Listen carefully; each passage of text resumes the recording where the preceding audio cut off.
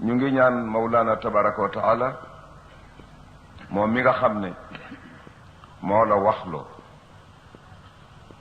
nit ñi waxloo wu ñu la yàlla moo la waxloo nit ñi waxloo wu ñu la yàlla moo la waxloo ki yàlla waxloo ak ki nit ñi waxloo du benn ki nit ñi waxloo mooy rajo bii ma amee ñu yëkkati ko teg ci kanamu kiy wax waaye ki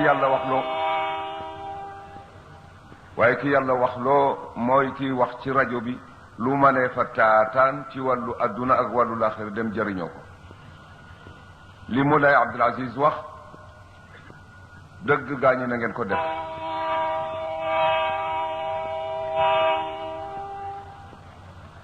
fab leen seen xol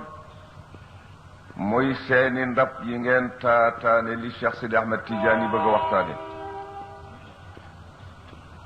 ngeen fab seeni xol muy ndaa yi ngeen koy sotti ngeen fab seen mbiri adduna ak seen mbiri laaxira muy li nga xam ne moom ngeen di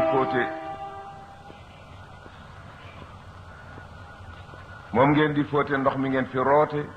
ba seen adduna benn gàkk-gàkk dootu ci nag seen wàllu yàlla benn gàkk-gàkk dootu ci nag yàlla na ko yàlla defee noonu ñu ngi ñaan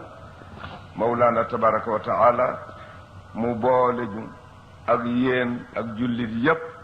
ca ña nga xam ne ida duu ila allahi yulabbuuna buñ leen wooye jëme ci yàlla wàllu yàlla ñu wuyu